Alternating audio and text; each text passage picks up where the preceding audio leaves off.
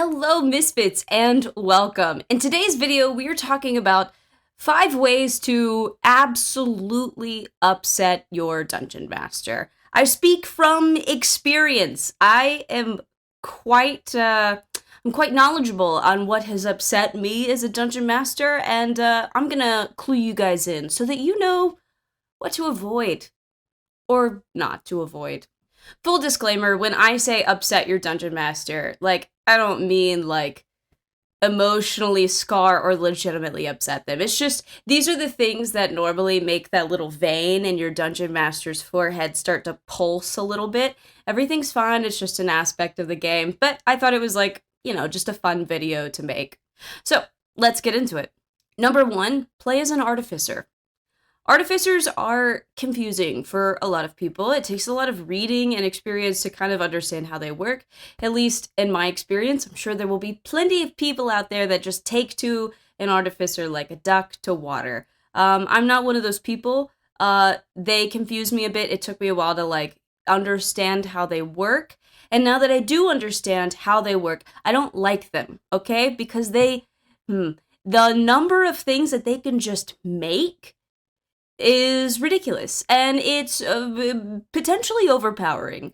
And now I have a player in my campaign that is an artificer, and I can tell that I'm gonna be a bit stressed. I want them to have to, really search themselves to find this information as a party. No. I have sending stones, and I gave one to, the most knowledgeable and skilled person in town. That didn't exactly happen in our campaign, but it could happen in yours. We are gonna go on this expedition, and, water will be scarce. Oh, don't worry. I created a jug of alchemy, and we're gonna be fine. That kind of level of frustration. They are going to have some sort of tool to get them through whatever you're going to throw at them, and it's going to make your job as a dungeon master that much harder. I'm going to use my 2 artificer infusions for this long rest, aka this day, and create a pair of sending stones as well as goggles of night. Man, I'm going to hate you. Number 2, ask your dungeon master for the names of literally any NPC. This is frustrating as hell.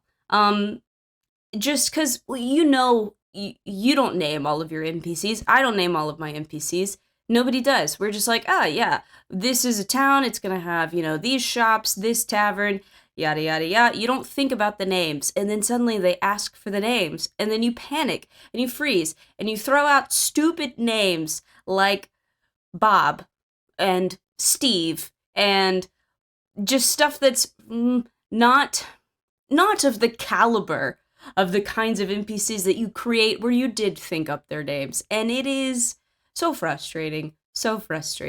And I find myself in this situation, this predicament, so many times, and it hurts me physically and mentally and spiritually to constantly be asked for the names of characters that don't matter.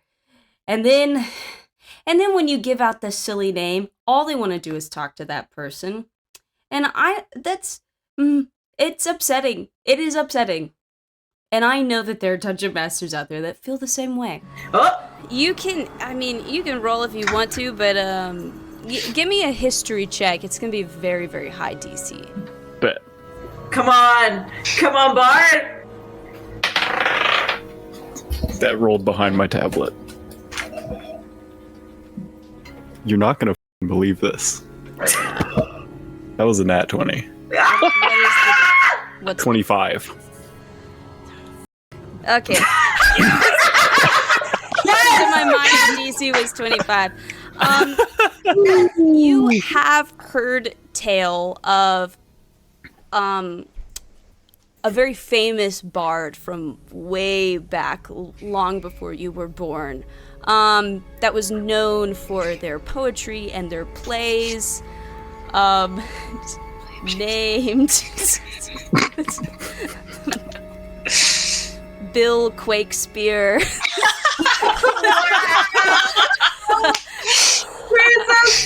I mean, Bill Quakespeare. That might be my worst one yet. I think that's my favorite. I mean, if he's The got one and only? rings, One got and rings. Bill Quakespeare.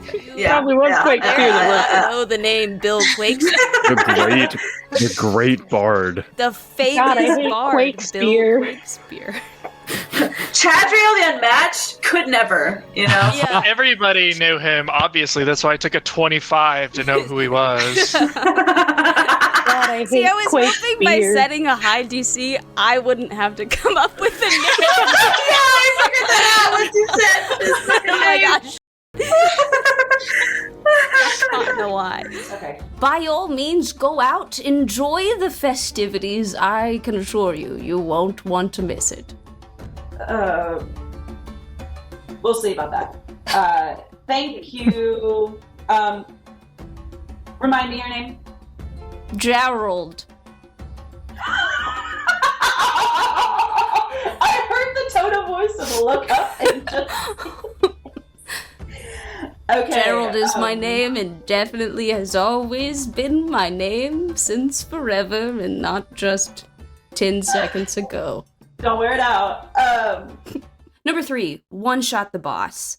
You know, every once in a while, the stars align and the dice gods smile upon the players and frown upon the dungeon master, and your boss that you thought was actually going to be a challenge is not a challenge, and it gets one-shotted, and you don't even get to do a single thing. And, you know, if you haven't been in that position, don't worry, your time is coming. It happens to us all, and I feel like this one is self-explanatory. I think it's self-explanatory. We all know why that would be upsetting to any dungeon master. Going to go ahead and expend another key point to do cast Flurry of Blows, so that's 2 unarmed strikes. Mhm. First roll, 18 and a 10, so 18 to hit. Yeah. That will be 5 bludgeoning.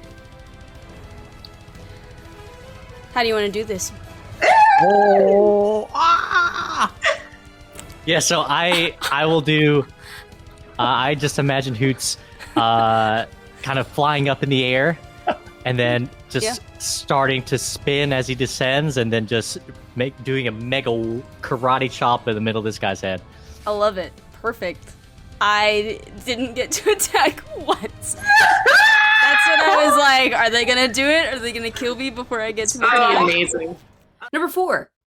Not as bad as number 3, but same vein. Stun the boss. Stun your enemy. If you are a dungeon master and you have been going through all of the players at your table, for me that's a lot. There's a lot of players at my table. It takes a long time to get back around to me. We finally get back around to me, or we're about to, and then I get stunned, and then I don't get to do anything except just be on the receiving end of a barrage of attacks from everybody at my table.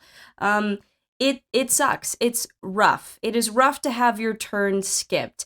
And I know, the players are like, well, this happens to us way more than it happens to you, so have a taste of your own medicine.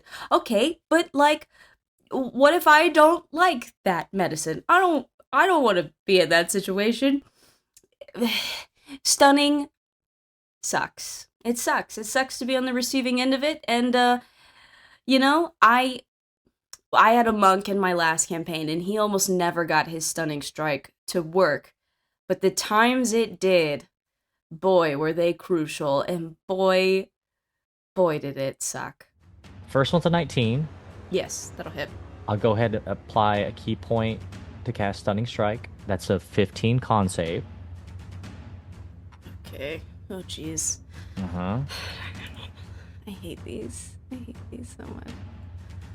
First attack is What do I want to... 26 piercing.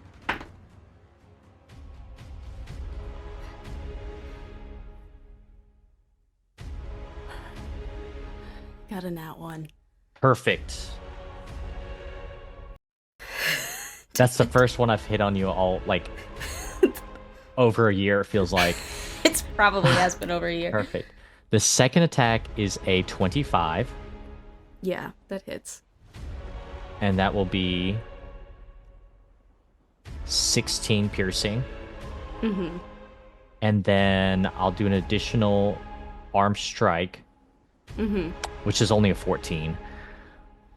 14. Yeah, that'll miss. Ah, Yeah. Yeah. that'll miss. but that is my turn. Okay. He is stunned. He is stunned. Damn. Okay. I need next is next is Darren, isn't it? Yep. Oh God. All right. Oh no. Number 5, possibly the worst sin of all, is to cancel your DM's nat 20. There are a couple of different ways in which this could happen. I think the Eyes of the Grave from the is it Death Cleric? I forget Grave Cleric. I forget the exact terminology, but they can cancel a nat 20. Chronomancy wizards can cancel a nat 20 with their like chronal shift stuff, and I despise that. Also, Silvery Barbs, a spell that many of us have learned to hate. All of these are different means to cancel nat 20s, and I think it's because the nat 20 isn't that common. It's you know, a rare random occurrence, and you finally get it, and you know it's going to be so good, and then they're like, you know what? Never mind. Silvery Barbs. No. I take that back. Eyes of the Grave. Chronal Shift, no. And it sucks, because you're looking forward to just dishing out all of that juicy damage to the party, and then it's done. It is done.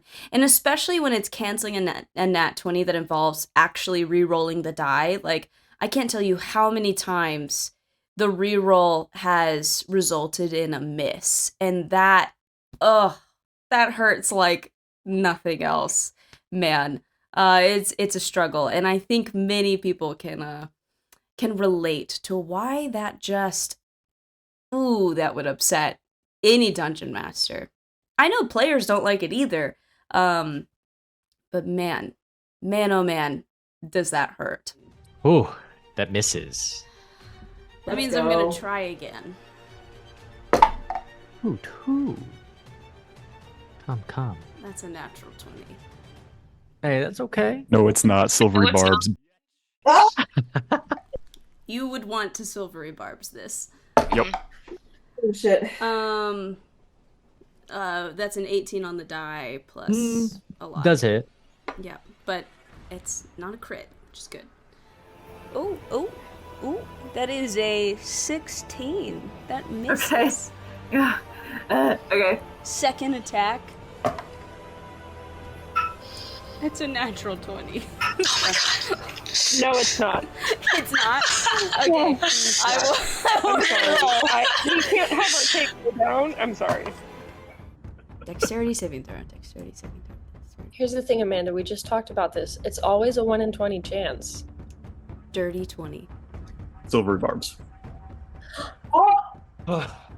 I'm gonna use my stone to give myself Yeah. advantage. Oh, mercy.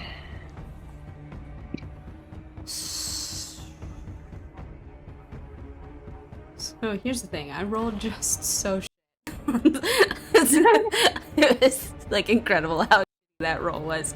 So I'm gonna choose to succeed. Okay, that's 2 down. God damn it. So Mother. he'll be- All right, well, that's all I got for you today. Very short, sweet, to the point. I have had a hectic couple of weeks, and so I needed something real compact because I am literally about to jump in a car and go out of town. So I will try my best to edit this from some other location and see if I can get this out on time. But I hope you guys enjoyed it, found it useful, found it relatable. If you did, if you'd like to, support me or the channel, feel free to like and subscribe. That stuff is always super helpful, but way more important, leave a comment down below. What are the things at your table that just irk you as a dungeon master, that just upset you? Not in like a legitimate way, but just like oh man, you know, a surface level way. Or what are the things that you have done as a player that you know have upset your dungeon master? Because I've been that kind of person. I do get to play at a table, and because I know that it upsets any dungeon master, I'm like, oh, what's the name of this NPC? Tell me. I will be that person. Because I finally get to dish that out instead of be on the receiving end of it. But yeah, leave me those comments down below. The engagement always helps other people find the channel, and all of that's super helpful. But with all of that said and done, you know, I hope you guys have a great rest of your day, a great rest of your week, and I'll see you again next time.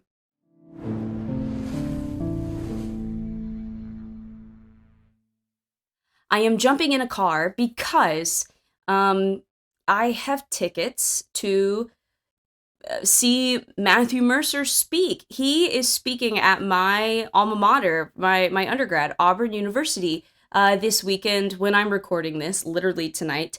And yeah, I got tickets to go listen to him speak. He's a huge inspiration to my DMing style. Critical Role largely is the reason why I play Dungeons and Dragons. I was making my first character, I've said this a lot now, while I was watching the stream of the final episode of Campaign 1. I love it. I love it. You know, I don't watch every single episode, but definitely, like, his DMing style has been such an inspiration to me. So I'm so excited to listen to him talk. We got to submit questions, so I'm hoping my question gets picked. And yeah, and if it does, maybe I'll hop on and put a little tag at the end of this video afterwards. But yeah, I'm super excited. I literally have to go right now. But yeah, I hope you guys have a great rest of your day. Bye. Amanda Anderson asked about juggling the action economy for a large party of 7 or more players. Do you have a special process, or is it more of an art than a science? And I just shout out to my home DM, who's in the audience, Dr. Christopher Ferguson, who regularly rankles 8 to 9 people. So, Godspeed. There is kind of math to it, but a lot of it is jazz. A lot of it is just kind of feeling it out through experience. To that point, creating an encounter that you think is well balanced, and if it turns out being way too easy, those players did really good and let them enjoy the fact that they steamrolled that and then crank it up a little bit next time. If it's too hard for them, insinuate they run. Because not every battle can be finished. They never run. You know? Or if you're really like, this is my fault. This is too hard for you. There can be a heroic NPC that comes in last minute and holds it off and gives them the chance to run. Like you can create opportunities for them to escape that can cover your tracks as a oopsie. And you just kind of learn that dial with time as you go. I still don't get it right all the time. And often sometimes I'll create what I call ripcord abilities, which are like various large AoE attacks or dangerous, heavily damaging things that an enemy might have in their back pocket, that if they're starting to really steamroll it unintentionally, I'll be like, okay, well they've unlocked this tier of fuck you!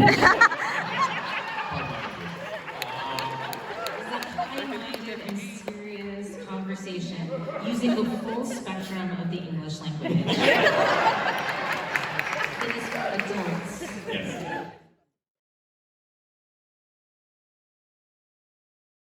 Like, truly, success to me is reaching a point in life where Critical Role exists without needing me to be the center of it, because that means it outlives me. You know, in a very, like the song that keeps coming to mind, and I'm not going to do it because it makes me cry, is One Last Time from Hamilton.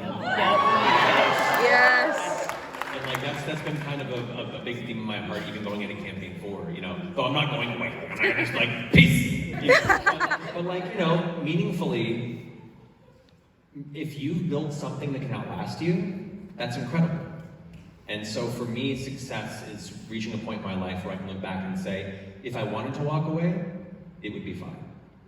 And that to me is truly a marker. So not passing the torch, technically. But beyond that, You can get a bonus answer. yeah, and a bonus answer to that would be continuing to watch the actual play space thrive with more up and coming people that took inspiration from us, from Dimension 20, from High Rollers, from any of these other great actual plays over the years. Now Legends of Antris is rising up. There's so many great people that are coming up in the space. I would love to see that space continue to thrive and grow, and the industry have to make room for it. You know, because it's like any sort of new emerging media, it's challenging. It's as much as it's collaborative, there's a sense of competition which I think is unhealthy, but also, you know, there's only so much space to support so many people, and people get frustrated with the fact that, you know, with people like us who've been around for 10 years, why there are first-year actual plays on that scale, and it's like, part of it's right place, right time, right people, part of it is hard work, part of it's hustle and making it function, and part of it is the world slowly getting ready for more of that, you know, entertainment. And I think people are learning and ever expanding and being open to engaging with actual play and long-form improvised narrative like this. And with time, more and more people will rise up and build their little fiefdoms and their little communities, and those will become bigger communities. And so the other answer to that would be success would see the space continue to grow, and more people, more and more stories, more and more perspectives beginning to reinvent the kind of things that are being created. And that to me is exciting.